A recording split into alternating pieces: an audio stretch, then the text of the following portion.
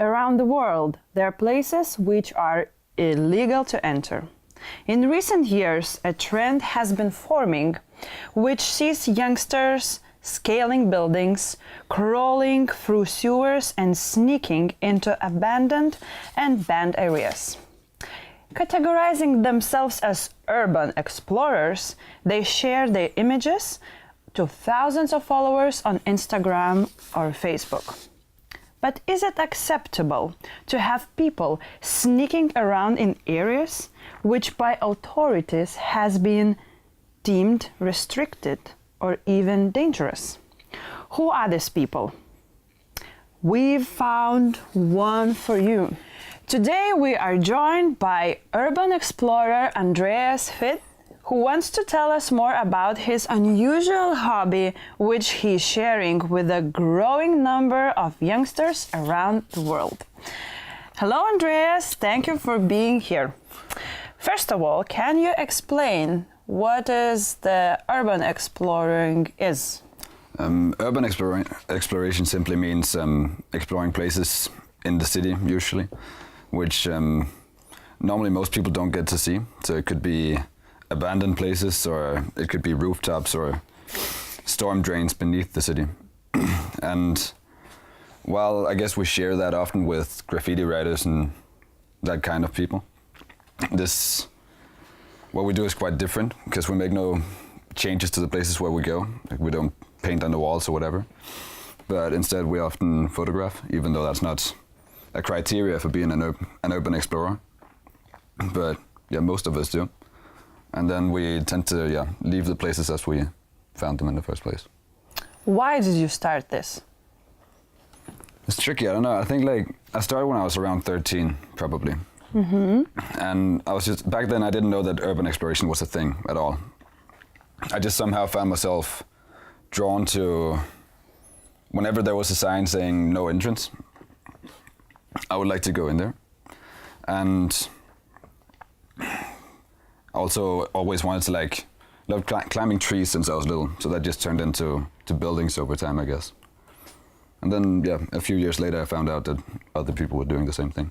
Okay, so you started when you was 13. Yeah. How your mom react to this, your hobby? It wasn't so bad at first, because I was just doing quite normal, not that dangerous rooftops and abandoned buildings. So of course she was slightly against it because it was against the law, but it didn't really put myself in danger. Mm-hmm.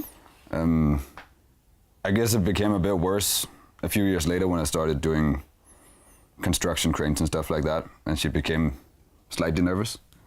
But now I think she's also learned that I haven't killed myself so far, so I probably know what I'm doing. Yeah, great. In your opinion, why is this trend growing now? Yes, the trend has existed, or maybe not as a trend, but the community has existed for a while. And for at least the last 15 years, there have been online sort of groups where people would all sort of explore by themselves or with their friends and then share their information online. And that's kind of changing now, because that used to be on perhaps photography-specific pages or home pages, whatever. Whereas now you start to see more of these photos on mainstream social media like Instagram and Facebook. So yeah, I guess it just reaches a wider audience now. What is your single greatest experience with urban exploration? That's really tricky. I have no clue what's the single greatest one. I mean, there are a few which I can pinpoint as being up there. And I remember, also I guess because there are so many different categories or types of urban exploration that they vary quite a lot. So what is the different types, can you explain for our viewers? Well, you can do stuff underground, exploring old tunnels and railway tunnels, storm drains, and even sewers. So the sewers we have here are too small, you can't do that. And then you can go to abandoned places, abandoned factories, homes. And also, last one, which is the one I do the most, is the roof-topping, where you just do whatever you can to get on top of a city illegally. Cool. So what is the greatest experience you had? I had this last summer. I went to the Chernobyl exclusion zone in Ukraine, where the big nuclear disaster happened 31 years ago. Ooh. So this is like a massive zone. I don't know how many square kilometers, but from where the explosion back then happened, there's a radius of 30 kilometers or thereabouts where you're not allowed to go. And I've been dreaming about going there for 5 years, I guess. And of course, pretty much everything inside the zone is abandoned because there's radioactive waste all over the place, so you'll get cancer from living there. And you can go legally to some places inside the zone. But I went there with a friend and I told him that I had no interest in doing a legal guided tour. So I found, through Instagram, I came in touch with a Ukrainian urban explorer who'd been there before. And I just asked him if maybe we could just pay him a bit of money to just rent him for a few days so he could guide us around inside the zone. Rent? So yeah, we spent 6 days walking around inside the zone and just living in old abandoned buildings and seeing abandoned spots, which was both interesting because of the places you see in there and the history that there is to it.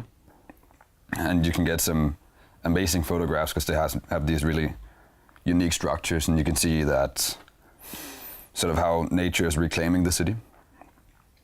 But then another part of the adventure there is that where, like, normally if I sneak into, I'm never alone when I do this kind of thing, but if I'm with some friends and we sneak into a construction site or a building or whatever, we'll only probably spend maximum of 2 hours in a place where we're not allowed to be.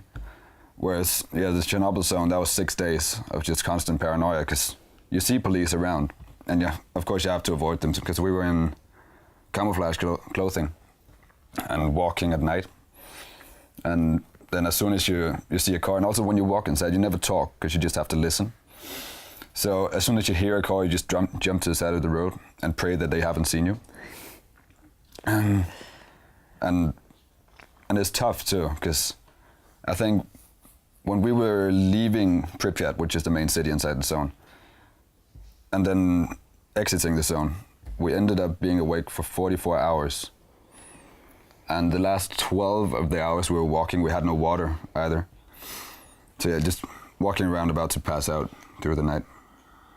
Very interesting hobby. Did you have a goal in Ukraine, or you was just walking around? Well, obviously we had two goals. We wanted to go to Pripyat, the city, and of course we made it there. And then you can stay in Pripyat for some time because you can get water in Pripyat, which is usually the problem in Ukraine, or not in Ukraine, in the zone in general, because it's all contaminated. So it's very specific spots where you can get water which won't give you cancer. So we stayed in Pripyat for 3 nights, and then after that we started walking towards the Duga radar, which is this massive Cold War relic, which is just abandoned in the zone and has been since the explosion. So, like, yeah, you've been walking through the forest for no idea how many hours. Feels like forever.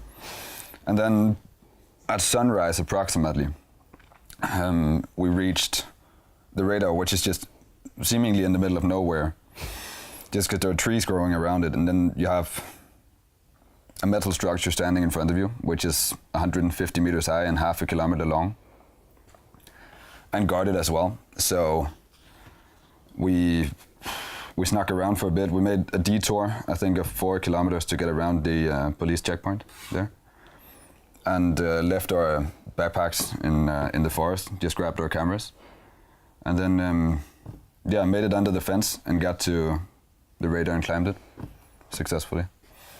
Okay, so if it was your greatest experience, you almost died. Yeah, what was the worst experience in your urban exploration? I have one which is seemingly really bad, because I've been arrested in a few countries now.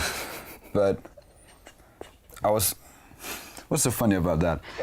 I was arrested in Philippines last year, and it wasn't so scary at first because I'd just been to Hong Kong, and nothing really happens if you get busted for rooftopping in Hong Kong, because they sort of they write down your name and kick you out of the building, and if they bust you again, then they'll call the police. But the first time, they don't really care that much. So in Philippines, I arrived, I think, on the 26th of November, and got arrested on the 29th. So that was, yeah, quite a short stay.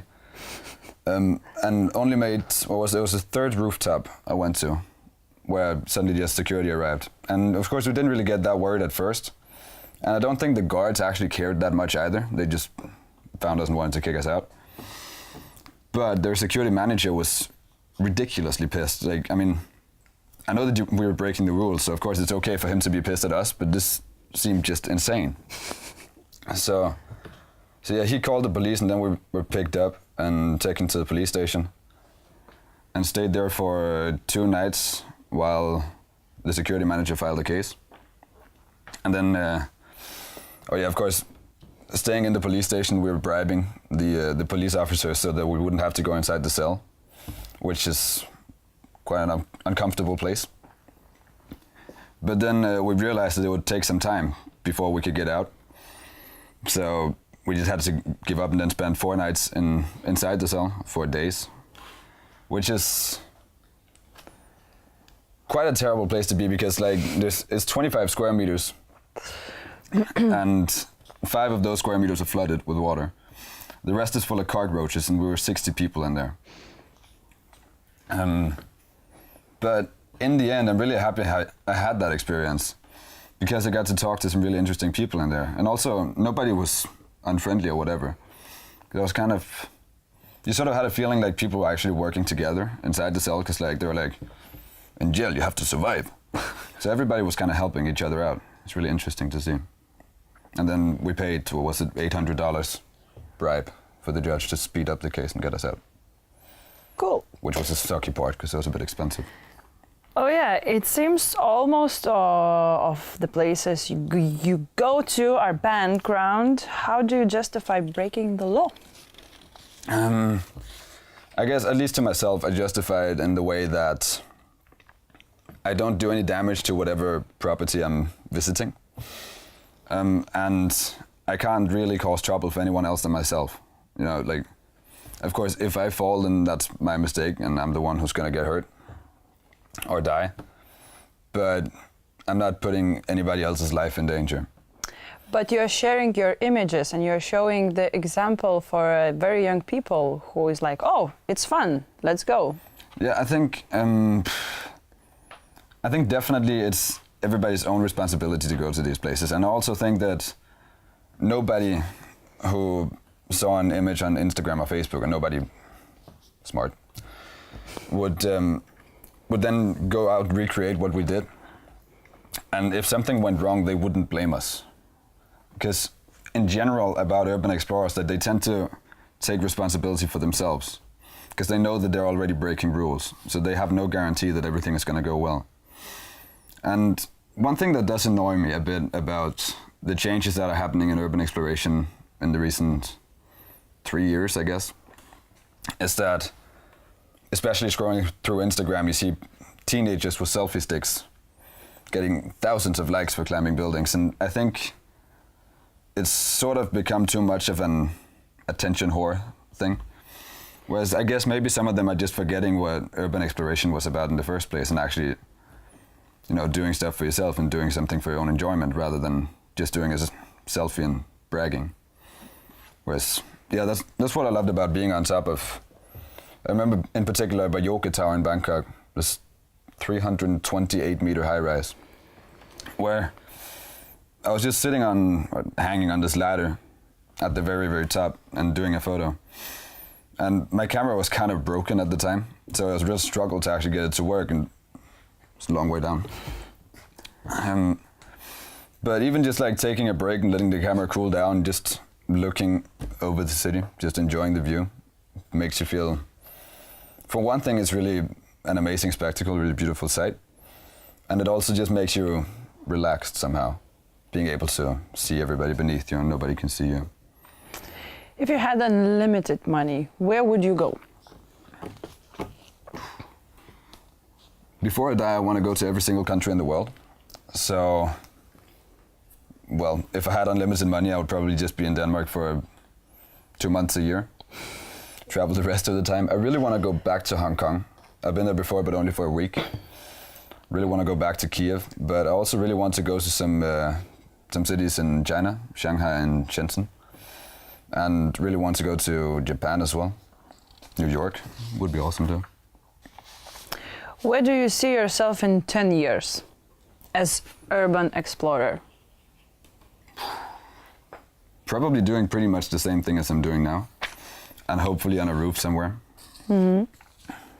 Okay, is there any message you want to send, or is this something you do purely for your own enjoyment? This definitely started out as something I was doing purely for my own enjoyment, and I think I, for the most part, still am. When I'm posting stuff on Instagram or Facebook or whatever, of course, some of it is just like if I'm really happy about one photo, I want to show it. But I think in general, I feel like too many people these days, probably particularly in Denmark, because for some reason we just listen to authorities really carefully here. And I think people just tend to restrict their own lives too much by thinking, oh no, we're not allowed to do this, so we shouldn't. Whereas like, I think if there's something you feel like doing, then as long as it doesn't really hurt anybody else, you should just go out and do it and not spend your whole life just being scared. Okay, one more question. Is it the first story you're telling for the new girls you meet? Depends if she's interested, but for the most part, no. Okay. Because they'll just get bored as fuck really quickly. Okay. Andreas, it has been interesting to have you here. Thank you for coming. Thanks and for having if me. you want to know more about Andreas's adventures, follow him on Instagram at Andreas.hvid. Yeah. Thank you for watching and goodbye.